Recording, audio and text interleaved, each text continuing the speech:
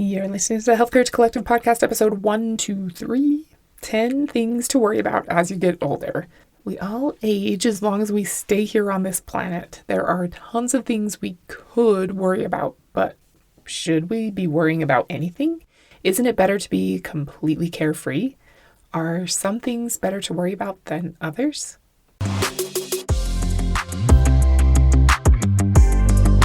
Welcome to the Health Courage Collective podcast, the show for women who are too busy to slog through hours of generalized, inapplicable, and often contradictory health information, but too smart to ignore that a few minutes of focused attention now can prevent years of suffering in the future. I'm your host, Christina Hackett, a pharmacist who doesn't want you to live on prescriptions, a certified coach specifically trained to maximize your potential, and a compulsive learner obsessed with preventative, cutting-edge, holistic, and integrative medicine. I'm on a mission to increase your physical and mental resilience so you can fearlessly look forward to your next 40-plus limitless years. Your time is now. Let's go. Hello, my friend. I hope you are having a great day and week. How are your fast twitch muscle fibers? Have you been thinking about loving them a little bit more so that you don't lose them as you get older?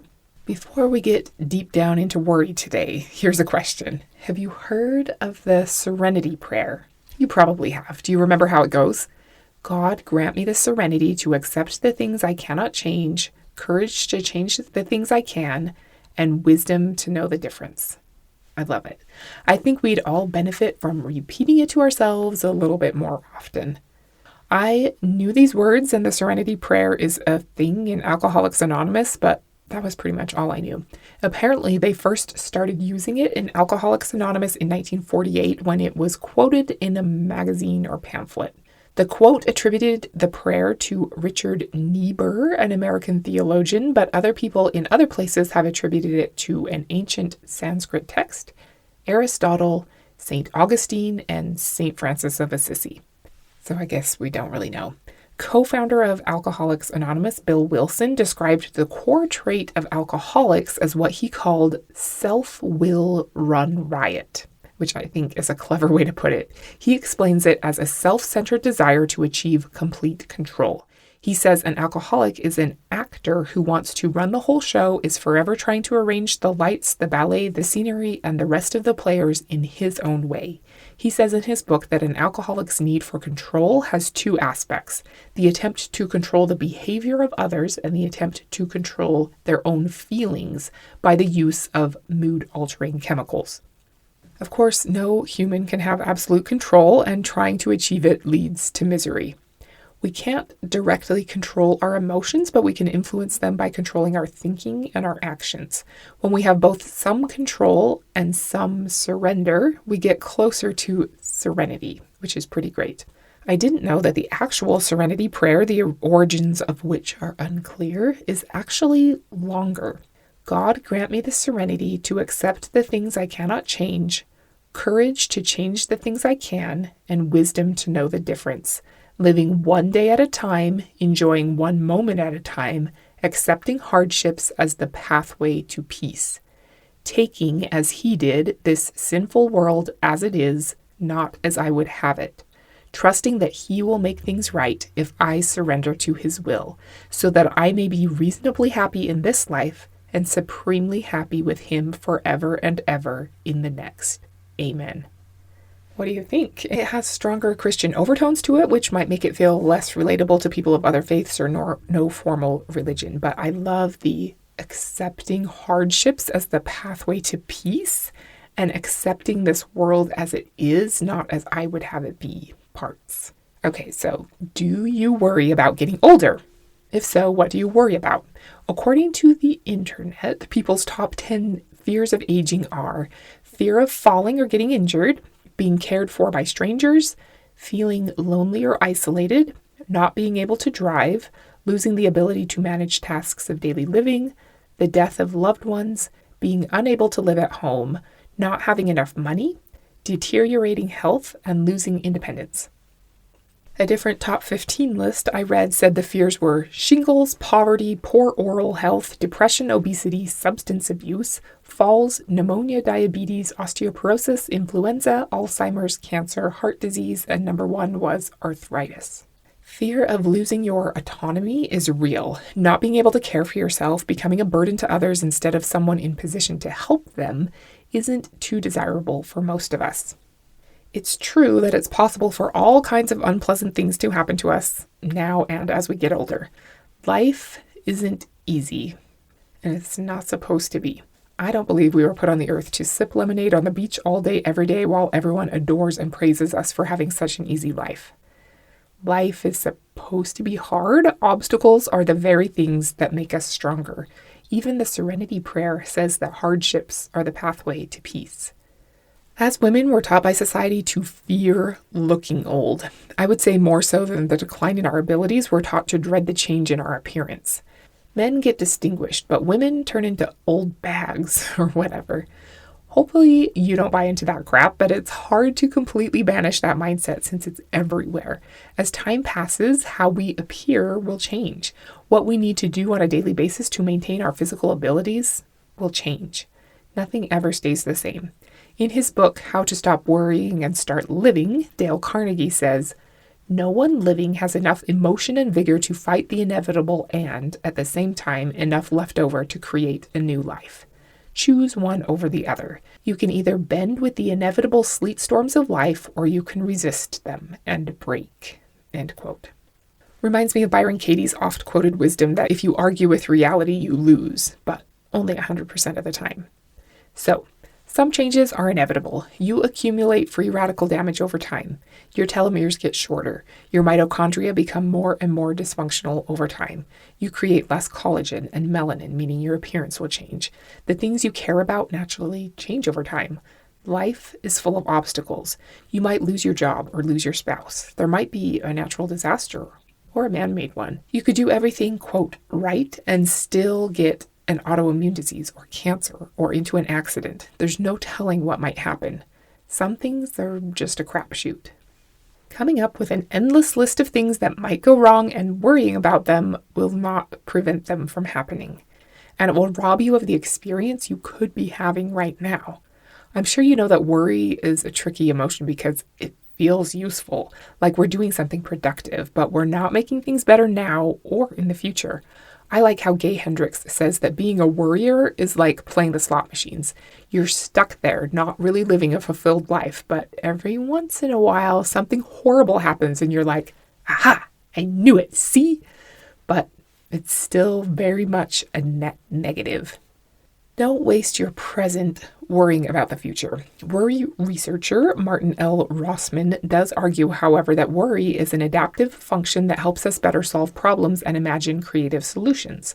Solving problems and imagining creative solutions sounds good to me. I enjoy emergency preparedness, generally speaking. A lot of times I differentiate worry in my mind from preparation. I'm not sure if that's the right word, but I do think it's useful to think through potential disasters ahead of time and make preparations and contingency plans.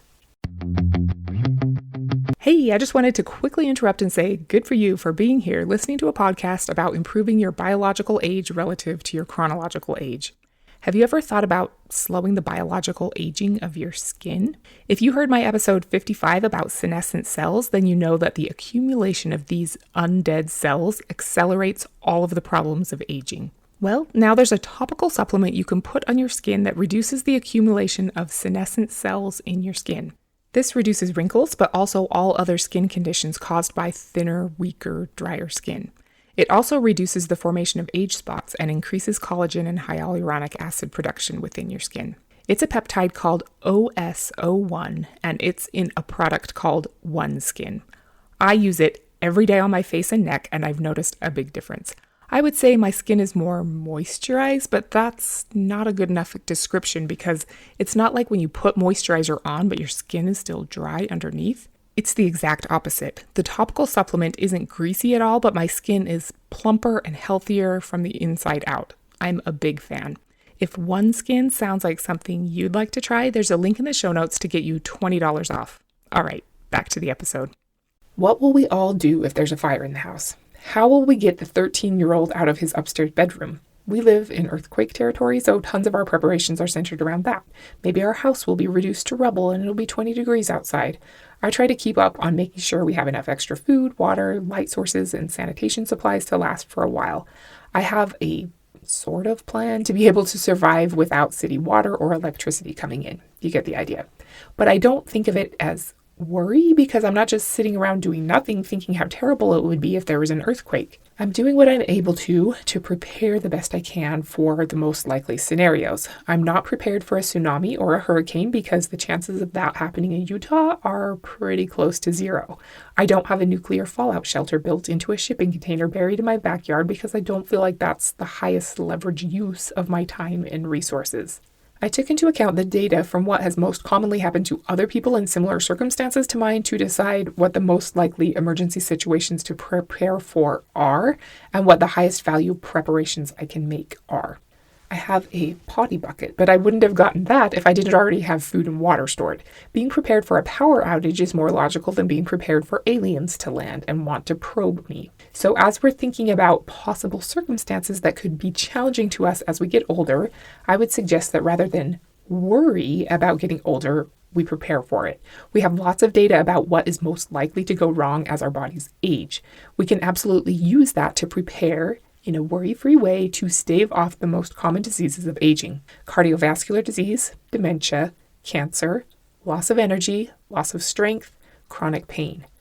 Of course, these things aren't like an ice storm or a tornado, so the analogy only goes so far. We can't control weather phenomena, but we have a lot of control over whether our cells get the inputs they need to thrive. In his book, The Big Leap, Gay Hendricks talks a lot about upper limit problems, the things we unconsciously do to prevent ourselves from expanding into bigger, better, happier versions of ourselves. One of the best ways to upper limit yourself is to worry. He says all worry, other than about things we can take positive action toward, crimps the flow of goodness into our life, and that most worry thoughts have nothing to do with reality.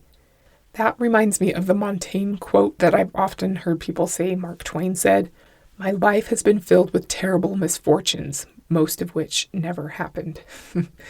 Gay Hendricks says that whenever you have a worry thought, ask yourself, 1, is this a real possibility? And 2, is there any action I can take right now to make a positive difference? If you worry about the same things Google says people worry about, getting Alzheimer's, running out of money in retirement, and not being able to live on your own someday are real possibilities. Is there anything you can do right now to make a positive difference?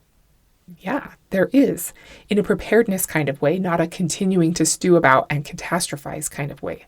You can use that information to design and execute an intelligent plan to age in a way that gives you confidence.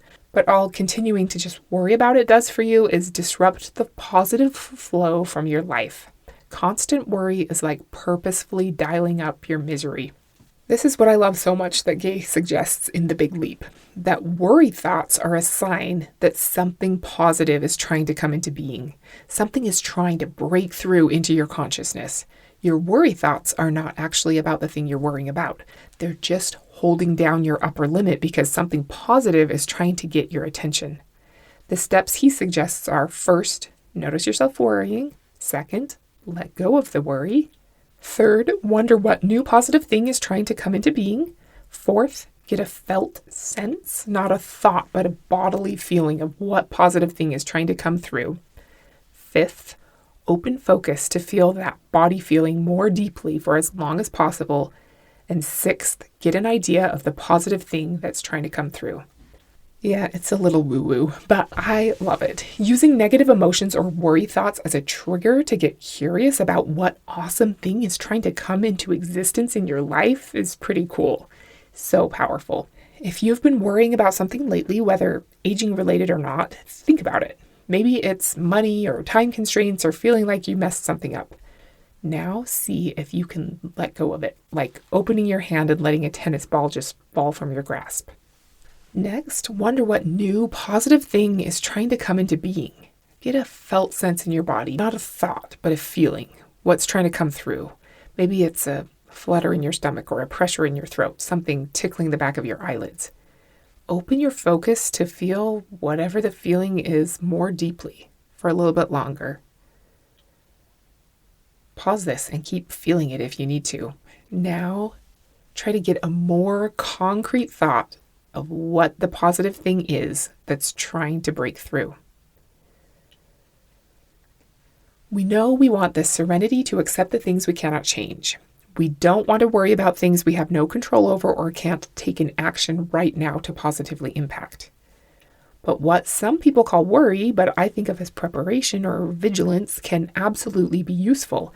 It doesn't make our life better to worry about things we can't control, like natural disasters, freak accidents, and out of the blue health conditions. But it definitely makes it better to be prepared, resilient, and ready. It gives you confidence and peace of mind and more capacity to help others when you've done what you can. The things not to worry about as you get older are anything you don't have direct control over. Serenity and absolute acceptance of challenges will serve you well. My top 10 list of things to worry about as you get older are 10. What positive things are trying to break through in your life? Where might you be upper limiting yourself, and how can you expand your comfort zone to include more positivity? 9. Your perception of aging. If you can reframe getting older as something exciting that you're looking forward to and have a great deal of control over, your experience will be more enjoyable and less stressful. 8. What you want to be able to do in your 70s, 80s, and 90s. This is huge. Don't just follow other people's health tips and advice for random and undefined outcomes. Know what exactly you're trying to create and why it matters to you personally. Don't put effort into doing things that produce outcomes that you don't care about. I could talk about this forever. You can get started by going to my website and downloading my Aging Quick Start Guide. It's on the homepage and a couple other pages on my website, www.healthcouragecollective.com. I'll also put a link in the show notes. That's a good place to start to get clear about what you care about. The 7th thing to worry about as you get older is how you're honoring your body so that you can more easily use it as an instrument to create change. Appreciating it, loving it, caring more about how it functions than how it looks, treating it with respect, and giving it the input it needs to thrive. Number 6, your process and plan for positively influencing health changes you have right now or the predispositions you know you have to certain conditions. This is worth focusing on because there are things you can do now to positively influence your current and future experiences. Don't worry about things you can't control, but do focus on your process and the actions you take to make a positive impact. Process is primary. Little things you do every day are what you need to focus on. The 5th thing to worry about is your process and plan for tipping the odds in favor of you not being affected by the most common causes of health challenges as we age. This is knowing the odds and what exactly we can do on a daily basis to affect them.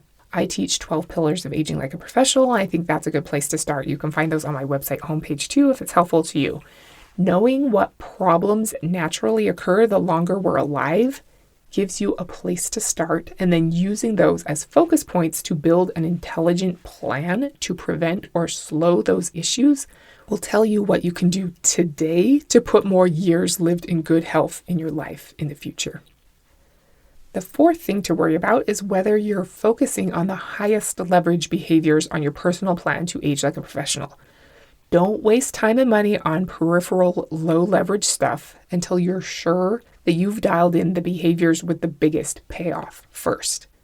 This is one of my biggest pet peeves in the wellness world. I love wellness stuff, but a flurry of scattered random products and services won't create the specific outcome that matters to you. Let's focus on getting the highest return on investment for the few things we have the bandwidth to pursue. Number 3, how you'll get and stay consistent executing your personal highest leverage behaviors. Knowing what they are and why you're doing them is huge, but consistency installing them to run on autopilot and be a fun part of your day that you actually look forward to and enjoy will change everything. You can do it. It will make your life so awesome, and I would love to help you. The number 2 thing to worry about as you age is how you can use your wisdom and experience and the energy and strength you've cultivated to make the world a better place for the next generation.